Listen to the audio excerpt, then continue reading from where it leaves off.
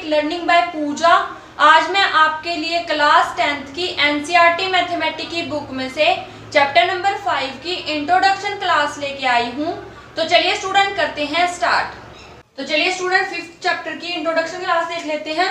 5th chapter के अंदर दो फॉर्मूले यूज होंगे। फर्स्ट होगा ए एन का, जिसका फॉर्मूला होता है a plus N minus 1 into D.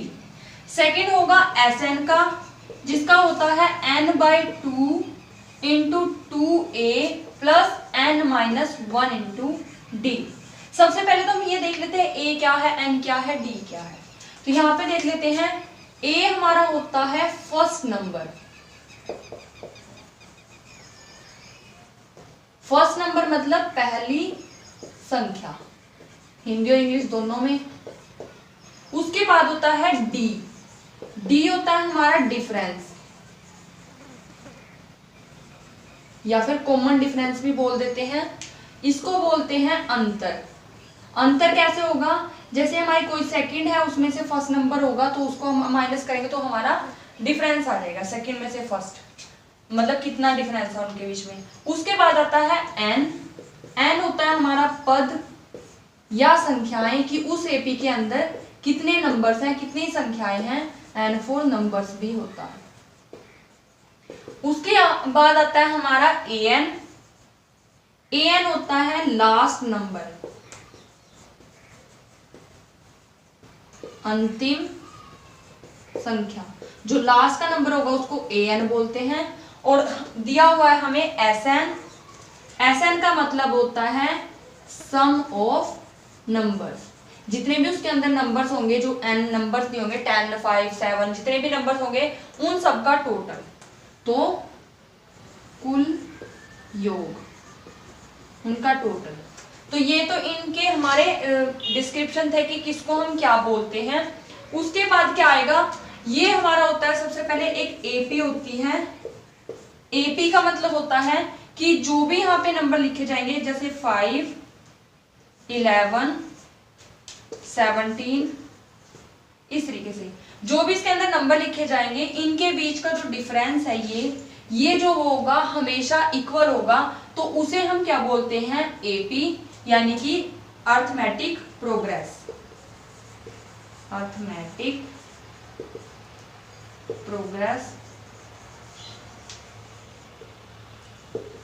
Progression, arithmetic progression बोलते हैं इसको। तो इस तरीके से हमारी ये जो एपी होती है, इनके बीच का डिफरेंस हमेशा सेम होता है। तो इसके हम एक बार एक ए एन का और एस एन का एक एक क्वेश्चन कर लेते हैं, ताकि आपको थोड़ा आइडिया हो जाए कि किस तरीके से इन क्वेश्चन को हमें सोल्व करने हैं। तो एक बार इसको इरेज कर लेते हैं, उसके बाद करते हैं। तो हमारे पास ये एपी तो है ही है, तो इसका ही हम सोल्व कर लेते हैं। तो सबसे पहले निकालना होगा ए होगा हमारा फर्स्ट नंबर, जो हमने अभी देखा था कि ए मतलब होता है फर्स्ट नंबर, तो 5 होगा। डी मतलब किन्हीं भी दो का डिफरेंस, मतलब 11 में से चाहे तो 5 को माइनस कर दो, या फिर 17 में से 11 माइनस कर दो, तो हो जाएगा 6। तो 6 आ गया हमारा डी। और हमारा क्या होता है, एन होता है कि इसमें अगर वो बोले कि 10 टर्म्स है, मतलब 10 है, तो एन हमारा हो जाएगा 10। तो इसको हम करेंगे ए एन के फॉर्मूले में पुट। तो ए एन में अगर करते हैं, मतलब अगर वो लास्ट नंबर पूछता है कि 10th नंबर क्या होगा, 10th टर्म क्या होगी, तो यहाँ पे निकाल लेंगे हम A N. A N is equal to A plus N minus 1 into D होता है। ए हमारा है 5 प्लस एन है 10 माइनस 1, डी हमारा है 6। तो ये सारी चीजें a plus N minus 1 into D सारी हमने पुट कर दिया। अब इसको सोल्व क्या करना है, सबसे पहले तो जो n माइनस 1 होता है, ब्रैकेट सोल्व होती है बोर्ड मास में, हमें पता ही है। तो 10 माइनस 1 हमारा हो गया 9। उसके बाद हमारा मल्टीप्लाई सोल्व होगा, तो 5 प्लस 9 6 54। 54 में अगर 5 ऐड कर देते हैं तो ये आ जाता है 59। मतलब अगर हम इसी उससे चलते जाएं तो 10th टर्म हमारी होगी 59। तो इस तरीके से यहाँ पे हमारा ए एन यानी कि लास्ट नंबर निकल जाता है। लास्ट नंबर हमें पता चल जाता है कि क्या होगा। कई बार वो ए एन दे देता है, हमें इनमें से कुछ निकालने के लिए बोल देता है, तो वो हम यहाँ से इधर घुमा के उनको सोल्व करके दूसरा नंबर भी निकाल सकते हैं। जैसे मान लीजिए हमारा ए एन है 59, हमें वो पूछ रहा है एन निकालने के लिए बोल रहा है। ए हमारा 5 है प्लस एन निकालना है, डी हमारा 6 है। सभी चीज पुट कर दी, सिर्फ एन नहीं लिखा क्योंकि एन तो हमें निकालना है। तो यहाँ पे 59 5 इधर आके माइनस हो जाएगा,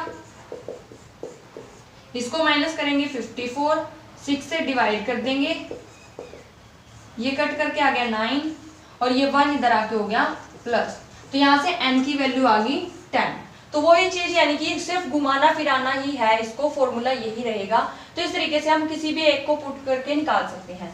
मतलब यहाँ पे हमारे पास 4 चीजें होती है, 4 में से कोई 3 दी होंगी, एक निकालने के लिए बोलेगा तो हम कोई भी एक निकाल सकते हैं इस तरीके से। तो इस तरीके से हमारा an तो हो जाता है कंप्लीट। अब एक बार sn को देख लेते हैं, तो एक बार इसको इरेज करते हैं फिर करते हैं।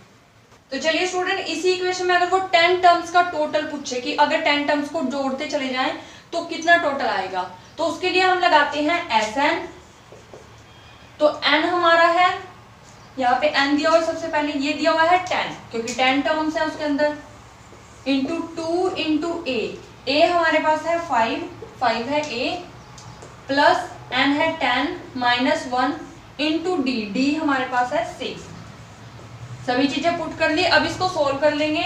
सोल्व कैसे करेंगे, 2 1 जा 2, 2 5 जा 10, 2 5 जा 10 प्लस यहाँ से 10 माइनस 1 करते हैं तो यह आ जाता है 9 इंटू 6।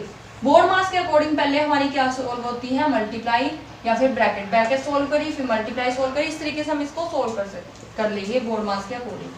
अगर बोर्ड मास आता है तो ये इजिली हो जाएंगे सारे क्वेश्चन। तो 9 6 जा 54, 54 में अगर 10 ऐड करते हैं तो यह आ जाता है 64, और 64 इंटू 5 करते हैं अगर हम तो ये आ जाता है 320। तो 320 इसका क्या आ जाएगा, इन 10 टर्म्स का टोटल आ जाएगा। बस एक चीज याद रखनी है कि अगर वो लास्ट नंबर निकालने के लिए बोले कि लास्ट नंबर निकालना है तो हमें an का फॉर्मूला लगाना है। अगर वो टोटल निकालने के लिए बोले कि हमें उसका सम निकालना है, जोड़ निकालना है, तो हमें Sn का फॉर्मूला लगाना है। तो यही था सिर्फ आपकी इंट्रोडक्शन क्लास में, इन दो फॉर्मूले के ऊपर ही आपकी पूरी एक्सरसाइज डिपेंड है। तो इस तरीके से यहाँ पे आपकी इंट्रोडक्शन क्लास खत्म हो जाती है। तो स्टूडेंट हमारी वीडियो को ध्यान से देखिए, उसे लाइक कीजिए, शेयर कीजिए और हमें कमेंट करके बताइए कि आपको हमारी वीडियोस कैसी लगी। साथ ही हमारे चैनल को सब्सक्राइब कीजिए और बेल आइकन को प्रेस जरूर कीजिए ताकि आने वाली वीडियोस की नोटिफिकेशन आप तक सबसे पहले पहुंचती रहे। Thank you guys.